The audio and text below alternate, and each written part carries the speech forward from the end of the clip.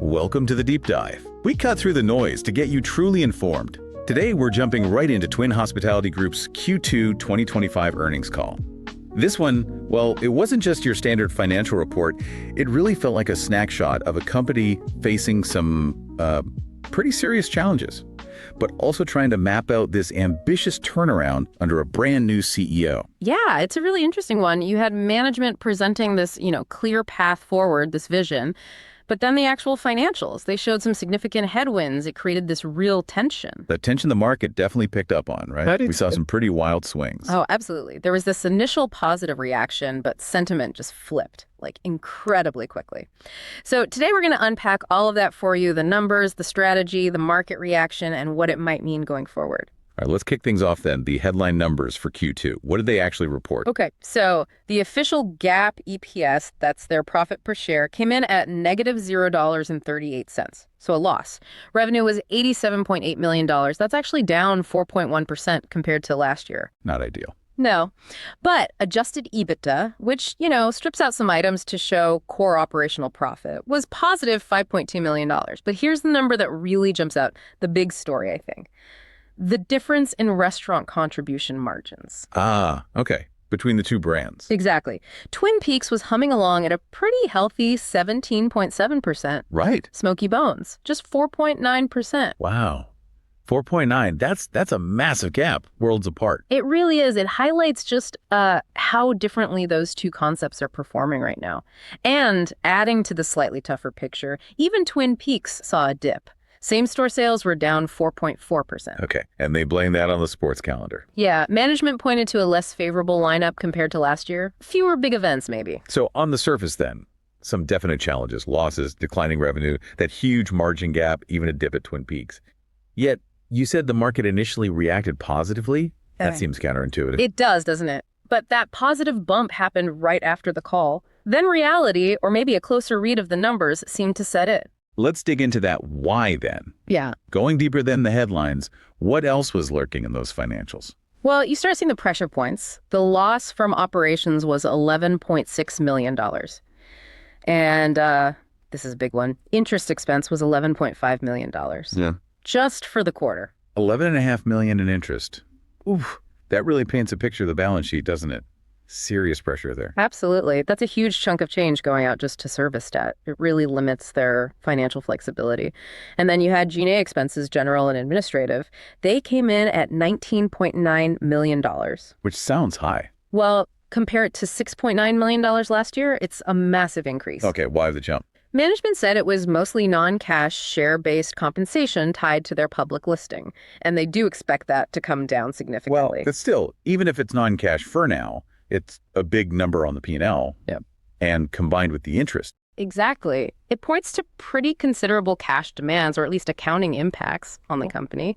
We also saw what they call sales deleveraging. Basically, because sales dipped, other operating costs went up as a percentage of revenue. They rose 1.5 percentage points to 21.4%. So costs becoming a bigger slice of a smaller pie. Precisely. And occupancy costs, like rent, also ticked up slightly to 8% of revenue. Okay, so rising costs, that heavy interest burden, declining sales in some spots. It's a tough mix. It definitely explains why maybe that initial positive reaction faded fast. So navigating this falls squarely on the new CEO, Kim Boerema. This was his first call, right? Joined in May. That's right. So a lot of focus on him and his plan. And he acknowledged it's not a quick fix. He called it a multi-quarter fix. Honesty is good, I suppose. Yeah. What were his main points, his strategy? He laid out 6 key priorities.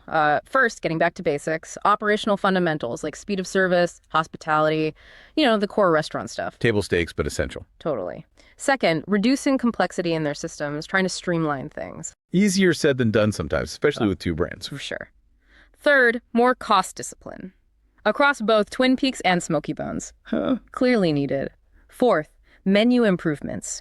Streamlining it, making it easier to execute, more productive in the kitchen. They're testing things now. Yeah. Fifth, pricing. He mentioned measured strategies, including something called a barbell pricing strategy. Barbell pricing. Okay, break that down. What does that mean in practice? Think of a barbell weights on both ends, right? So you offer strong value options, entry-level stuff to get people in the door, but you also have premium, higher-priced items to encourage people to trade up, spend a bit more, increase that average check. hit both ends of the spectrum. Got it. Capture the value seekers and the splurgers. Makes sense. And the 6th point. Positioning for growth, which, kind of ties all the other points together. If they fix the operations and costs, growth becomes more feasible. So a lot of focus on fundamentals, cost control, menu.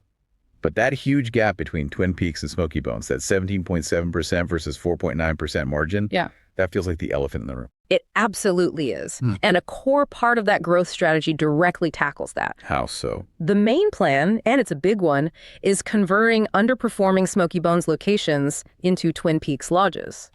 Leaning into the winner. Exactly. Capitalizing on those much, much better unit level economics at Twin Peaks. We're talking higher sales, higher margins per restaurant. And are they actually doing this, or is it just talk? No, they're doing it. 2 company-owned conversions are already done, and importantly, they're apparently showing much higher average unit volumes AUVs than they did at Smokey Bones. Okay, that's proof of concept then. Early days, but positive. Right. And there's more planned. A franchise conversion is supposed to happen by year-end 2025. 2 more company ones in early 2026. The overall target is pretty ambitious. Convert about half of the 60 Smokey Bones, so roughly 30 restaurants. 30 conversions, wow. And they expect most of that within the next 12 months. Completed or underway, yeah, that's the plan. It's aggressive. And alongside that, they're closing the real duds. 5 underperforming Smokey Bones are already shut, 3 more to go by year end. That is a very clear asset remix. Shifting capital, shifting focus to the stronger brand. Makes sense on paper, given the numbers. But conversions cost money and take time. What are they doing right now to drive traffic, especially with football season coming up? Twin Peaks is a sports bar concept, after all. Yeah, good question. They're definitely leaning hard into the sports calendar. For football, they're doing fantasy draft parties with online reservations now, which is new. Weekly watch parties, giveaways, DJs, local specials, even a weekly $1,000 cash prize. Trying to create buzz. Okay, standard sports bar playbook. Maybe dialing it up a notch. Seems like it. Plus, some places will open early for game days. And they highlighted boxing and UFC, 6 or 7 big events in Q3, which they say are big traffic drivers for them. And in the gaps, when there isn't a big game, targeted happy hours, daily specials to keep people coming in. It sounds like they're making a real push. But, the sports bar market is crowded. Are these things enough to really move the needle, or is it just keeping pace? That's the key question, isn't it? They need to execute really well and make the experience feel different, special, not just another place with TVs. Right. It's about becoming the destination again. Okay, let's circle back to that market reaction. We understand the numbers, we see the strategy, so why the 6.5% pop after hours, followed by that brutal 21% drop the next day on massive volume? It really suggests a 2-stage reaction. First, the market heard the strategy talk from Boerema, the conversions, the focus, the plan, and like the sound of it, optimism. The narrative was appealing. Exactly. But then, stage 2. Investors dug into the actual filings, saw the size of the loss, the cash burn implications, that huge interest payment, and maybe the cautious tone, that multi-quarter fixed language, started to sink in. The reality check hit. So the initial excitement about the plan got overwhelmed by the current financial reality. That's how it looks. The market essentially said, great plan, but wow, you're starting from a tough spot and that debt is a killer. The volume spike on the down day shows a lot of people decided to get out. It highlights that gap between vision and execution and the market's impatience, maybe. Definitely. Vision needs to translate into numbers, and quickly, especially when the balance sheet is under pressure. Now, besides the CEO change, there were other moves at the top, right? Signaling more shifts. Yes, significant ones. Andrew Wiederhorn was named chairman of the board in late August. Wiederhorn, founder of FA Brands. That's the one. Brings a lot of restaurant and franchising experience. And importantly, the recent news about the DOJ dropping charges against FAT brands and him personally removes a potential cloud. Right. Clears the deck for him to focus here. Exactly. And there was also a leadership change specifically for the Smokey Bones brand earlier in September. So fresh eyes on the turnaround, both at the board level and within the struggling brand. It certainly signals increased engagement and maybe a new sense of urgency from the board. And what about tackling that debt load directly? They mentioned raising equity. They did. After refinancing some bonds last year, they committed to raising $75 to $100 million in equity this year, 2025. Crucially, 75% of that is earmarked specifically for debt reduction. Paying down that high-interest debt is key. Have they made progress? They missed an initial target date back in April, blamed volatile markets and the CEO search happening then, but management sounded confident on the call they could still hit the full annual target within the next 12 months. Progress here is really critical for investor confidence, I think. Something to watch closely then. Any other balance sheet moves? Yeah, one other thing. In June, they did an exchange agreement with FAT Brands. Issued about 7 million shares to clear $31 million in payables owed to FAT Brands. So swapping debt for equity, essentially. Easing near-term cash pressure a bit. Basically, yeah. Tidies things up a little, converts a liability, modest relief. Okay, stepping back for a second, how is the overall industry doing? Is twin hospitality fighting a tough market, or are these mostly self-inflicted wounds? That's a great point for context. Actually, the broader market, S&P 500, had a strong Q2. EPS up almost 12%, revenue up over 6%. And the consumer discretionary sector, where restaurants sit, was actually a strong contributor to that growth.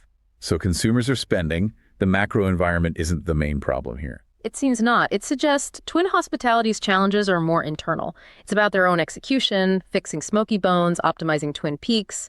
They need to close that execution gap, as analysts might say. Makes their turnaround effort even more critical then. They can't just ride a rising tide. Precisely. The opportunity is there if they can get their house in order. All right, time for our favorite segment.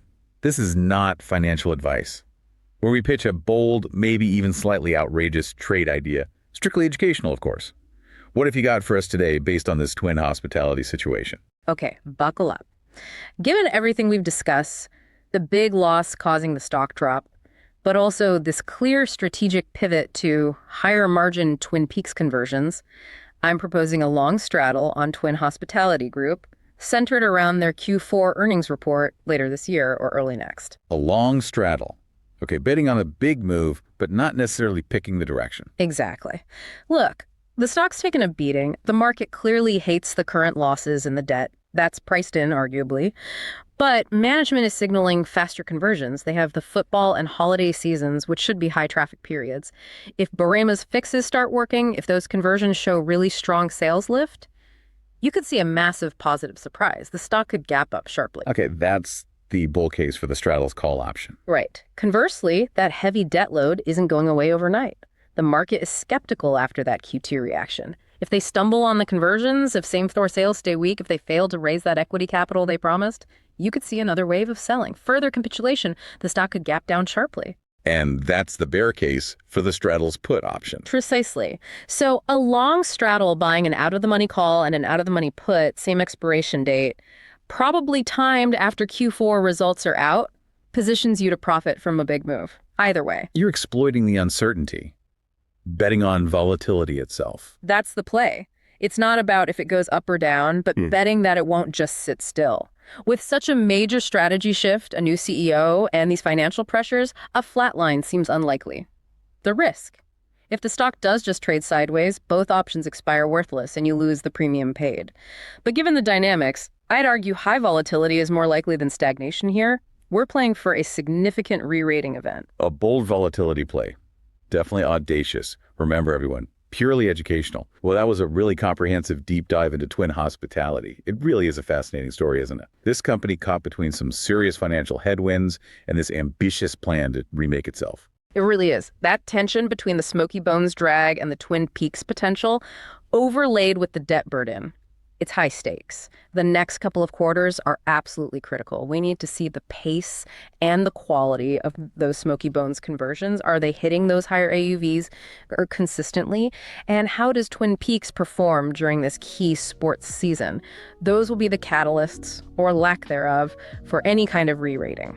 Absolutely. Execution is everything right now. A huge thank you for walking us through all that. And thank you all for joining us on the deep dive. Just a reminder, everything discussed here is for informational purposes only, definitely not financial advice.